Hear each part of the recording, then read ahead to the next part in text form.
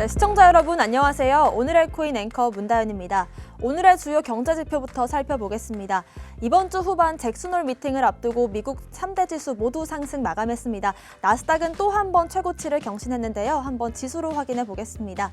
네, 나스닥 선물지수 15,300선 위로 올라왔습니다. S&P 500 지수 역시 4,485까지 올라왔고요. 골드는 1,800대를 넘기는 모습입니다. 상승세를 보이고 있고요.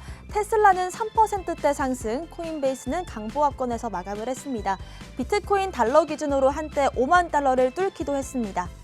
오늘의 코인 주요 암호화폐 시황도 보겠습니다. 네, 점유율은 43%대로 내려왔습니다. 한화 기준으로도 5,870만 원 선까지 올랐었는데요. 다시 한번 지지와 저항 구간 확인해 보겠습니다. 현재 강한 저항선은 5만 500달러 선, 그리고 5만 900달러 선 사이에 형성이 돼 있고요. 여기에 안착한다면 5만 3,000달러 선까지 상승할 가능성이 있어 보입니다. 하지만 또 지금까지 너무 가파르게 또 빠르게 올라왔기 때문에 여전히 하락 가능성도 있습니다. 만약에 4만 8,000달러, 4만 7,500달러까지 간다면 이 구간이 강한 지지선으로 보입니다. 24시간 동안은 비트코인 매수량이 더 우세했습니다. 그리고 왁스는 화장을 잘 고쳤죠. 130%가량 상승하고 지금 또 한 번 오르고 있는 모습입니다. 오늘의 코인 이슈도 살펴보겠습니다. 첫 번째 이슈는요. 네, 암호화폐 거래소들 줄 폐업을 막을까요? 네, 이번에 이제 집단 줄 폐업을 앞두고 걱정이 많이 되고 있죠. 암호화폐 거래소들의 일부 구제를 위해서 당정 단판이 열립니다. 여당인 더불어민주당 그리고 금융당국이 9월 초 이제 실명 계좌 인증들에 대해서 대체들을 이제 요건을 조율하고요. 거래소들의 질서 있는 퇴출안을 논의하기로 했습니다.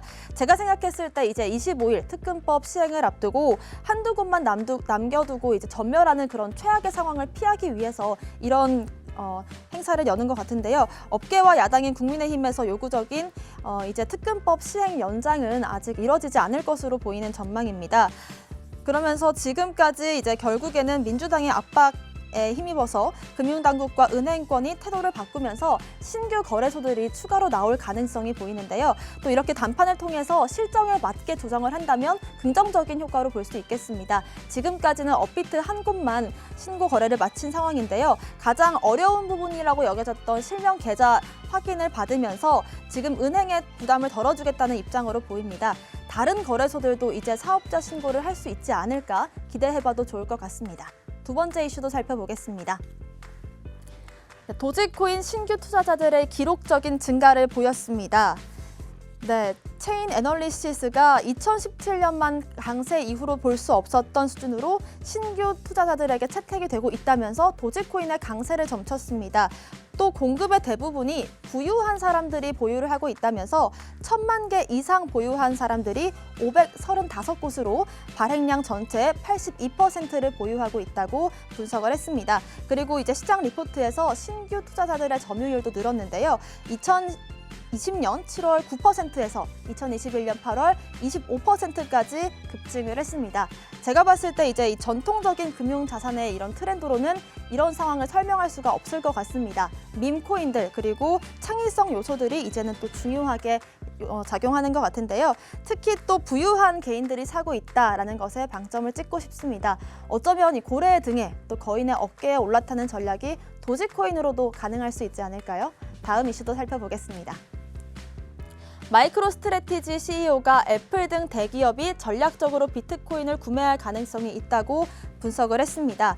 네, 마이크로스트래티지의 마이클 세일러 CEO가요, 한 인터뷰에서 애플과 구글, 또 페이스북, IT 공룡들이 전략적으로 비트코인을 구매할 가능성이 있다고 봤는데요. 관련해서 이제 비트코인 구매 전략을 구축을 하면 비즈니스 모델을 개선할 수 있을 것이다 라고 봤습니다. 특히 애플에 주목을 했는데요. 지금까지 아이클라우드에서 비트코인 기반 결제를 하지 않고 있었는데 이런 네트워크를 구축을 한다면 인류 역사상 세계에서 가장 규모가 크고 또 수익성이 높은 은행을 만들 수 있을 것이다 라고 봤습니다. 네, 그렇습니다. 지금까지 마이크로스트래티지 또 코인베이스 등 굴지의 기업들에서 비트코인을 전략적으로 매수를 하고 있습니다. 그런데 또 애플이라면 그 얘기가 달라지겠죠. 엄청난 호재일 것 같은데요. 지금까지 아이클라우드에서는 동영상, 문서, 또 동영상 커뮤니케이션 등 없는 게 없습니다. 하지만 딱 하나 없는 게 있다면 돈 관련된 기능이 없는데요. 전통적인 금융시장이 애플의 이 디지털 자산 시장으로 유입이 된다면 그 결과가 어마어마할 것 같습니다. 어쩌면 역사상 가장 큰 은행이 될 수도 있지 않을까 이런 기대를 가져보고 있습니다. 오늘의 코인 이슈까지 살펴봤습니다. 저는 잠시 후 다시 돌아오겠습니다. 오늘의 코인 가자!